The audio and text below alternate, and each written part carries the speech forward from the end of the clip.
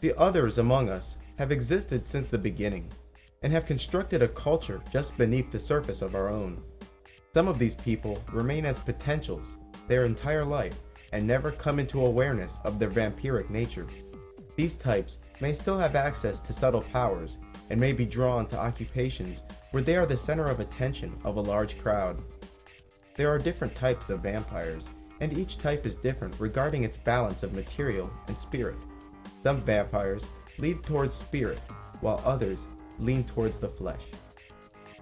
The vampire is a being whose astral body is disconnected to their physical, unlike humans whose astral bodies and physical bodies are tightly bound. Because of this schism, their energy centers, or chakras, are essentially broken, and the life force produced by these centers cannot sustain the vampire's flesh, and so the vampire is forced to feed from the life force of humans to compensate. Humans, unlike vampires, often produce well above their needs of life force, and can even survive being leeched upon by vampires and other astral entities. Vampires use visualization techniques in order to feed from the life force of humans. From across the room, they can extend astral tendrils that latch on to the aura of energy surrounding their target and begin drawing that energy into their chakra points. The chakra located at the solar plexus is a favorite target. They may also absorb free-floating life force energy that humans have cast off. Places where large numbers of people gather in high emotions tend to be places where energy is produced and floats directionless. This undirected energy tends to collect on objects or people that comprise a focal point of the group. When feeding, vampires feel an increase of strength, senses, and an inner calm. The vampiric act itself does excite them, but afterwards, a balancing calm sweeps across their being. Emotions of fear and lust produce energies that most satisfy the vampire. The vampire does not, however, have to be in the target's visible proximity in order to feed from them. As stated earlier, every object or person you touch leaves behind invisible astral threads. These threads accumulate over time and are diminished a little by the passage of time. With constant and repeated contact, the threads between a human and a vampire can be such where the vampire need only envision their target and begin feeding. Remember, in the astral world, to imagine someone or something in detail is to access its location. The vampire may also use objects that have been in close and repeated contact with the victim to send thoughts and receive life force. Using close personal objects of the victim, the vampire may sense the location and emotional state of its owner, and may also send thoughts down the threads to the target. Each time a vampire feeds from someone, the astral threads that permanently bind the two accumulate. As the threads accumulate, it becomes easier for that vampire to flood the mind of his victim with thoughts and even steal life force from afar. Vampires tend to be extremely sensitive to energy and forces. Slight irregularities of energy in the living quarters of a vampire can be far more disagreeable than a human would find them. Techniques like feng shui can be used to create a more agreeable living environment for the vampire. Vampires are also sensitive to the phases of the moon. In days where the moon is large and waxing, their power is at its height. When the moon is only a sliver and wanes, their power is diminished. Nights where the moon has become a copper color are most advantageous for the vampire. The aura surrounding the vampire is different than the energy field that surrounds humans. For those sensitive enough to see the astral world, vampires tend to have auras of deep purple color, and may also have many gray tendrils extending from their body in every direction. These tendrils automatically begin to feed on those who surround the vampire, even without the conscious effort of the vampire. Direct physical contact, as opposed to astral contact across a room, is the best way for a vampire to breathe in deeply the victim's life force. Humans who have been deeply fed from may experience coldness, numbness, extreme weakness, and lowered heart rate and blood pressure. Those being fed from, especially those psychically sensitive, may have abrupt thoughts or catch a glimpse of the feeding vampire, or may see them in a dream. Vampires, like many spirits, can enter the dreams of humans and feed from the energy that is created by inducing fear or lust. After being fed from, Humans may exhibit tiny red dots at the point of astral contact. Vampires tend to be more pale than humans, and also tend to be thinner. Despite the unusual pallor of their skin, they can mostly pass for human with maybe the exception of their eyes, which tend to be very intense indeed. Humans tend to find the presence of the vampire intimidating, as if surrounded by a shroud of mystery and danger. Their body temperature, hands and feet in particular, tends to be on the cold side, like those humans with poor peripheral circulation. Their senses are acute, and they are often more capable of seeing and hearing longer distances than most people, and are far more sensitive to tastes and odors. Their fine-boned physique tends to conceal a physical strength that lies within. As suggested in popular culture, the vampire tends to be extremely sensitive to intense light and heat, like that provided by the sun. They must take great care in preventing sunstroke and other sicknesses caused by the sun. An extremely hot day can be overwhelming for most people, but the vampire can find himself in danger, as opposed to the human who would simply be made uncomfortable by the sweltering heat. Headaches, nausea, dizziness, sunburns, and marked weakness can be experienced by even moderate exposure to sunlight. The psychological characteristics of the vampire are generally the same as humans, with perhaps the possible exception of an increase of pragmatism and detachment. We humans rarely know them as the warmest individuals among us. Coldness and disloyalty come easier for this flock. They are also extremely predatory. Whether this characteristic is on account of their lifestyle or whether it is truly inherent to their kind, I do not know, although I've come to suspect the latter. A male vampire is called an incubus, while a female vampire is called a succubus.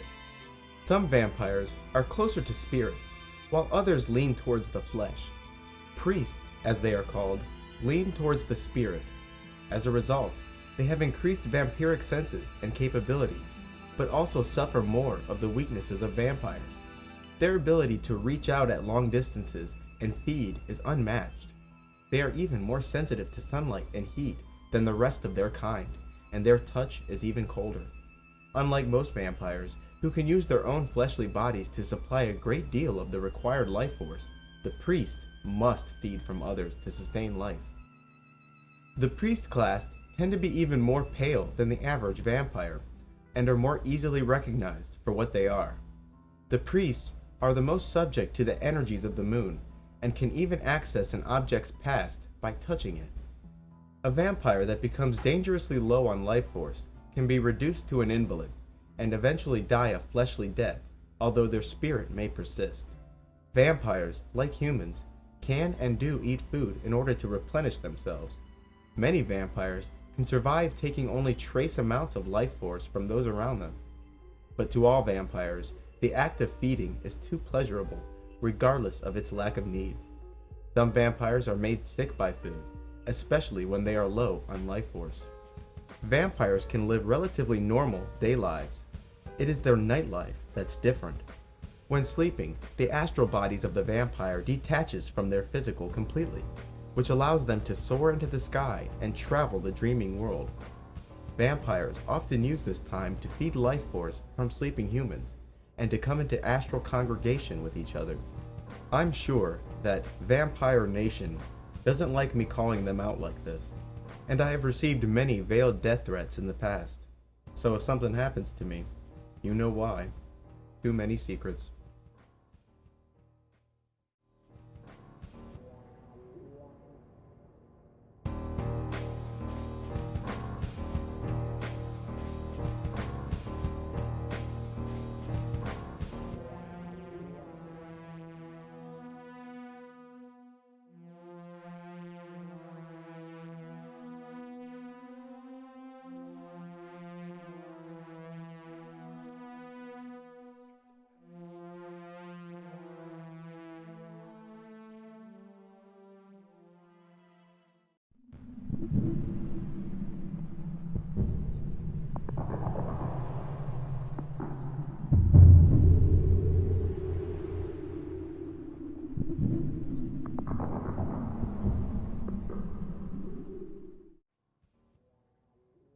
In ancient times, the gods of men, those undead vampires, ruled mankind in the light.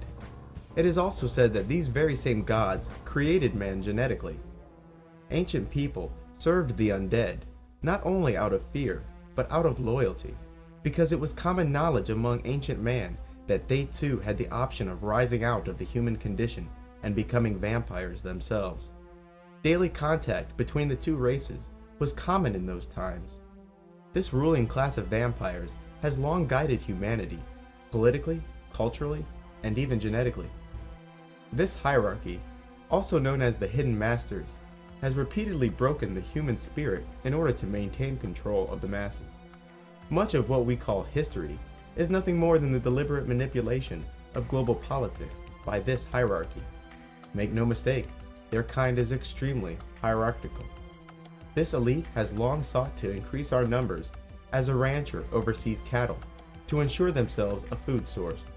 This overpopulation is soon to be checked by a massive harvest where billions will die and release such life force as to quote-unquote open gates to other worlds. The details of this I do not know.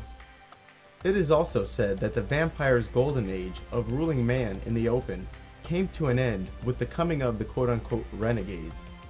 The renegades, some of which apparently remain to this day, are an organized group of vampires who still have a soft spot for humans.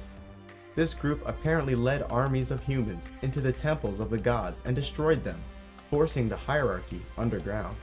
The members of the renegades are generally younger vampires who had only recently undergone the ritual of death and rebirth.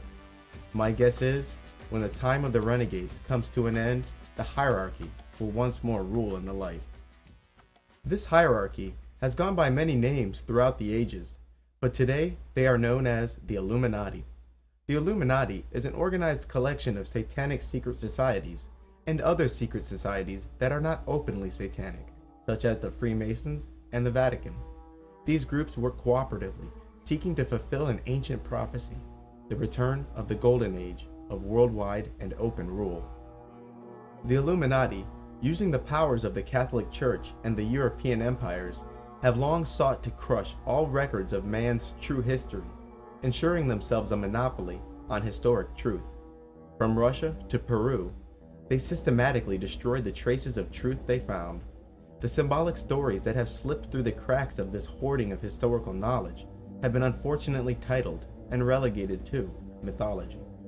For it is truly their burden to destroy and rewrite the past, because without humanity's collective amnesia, we would remember who they are, and, just as important, we would remember how powerful and balanced the human could be. As stated earlier, even good magicians believe that the commoner is unworthy of these quote-unquote secrets. And that is a bunch of bullshit. First, it was members of the occult who made these once common truths into secrets. Secondly, they only did so to continue maintaining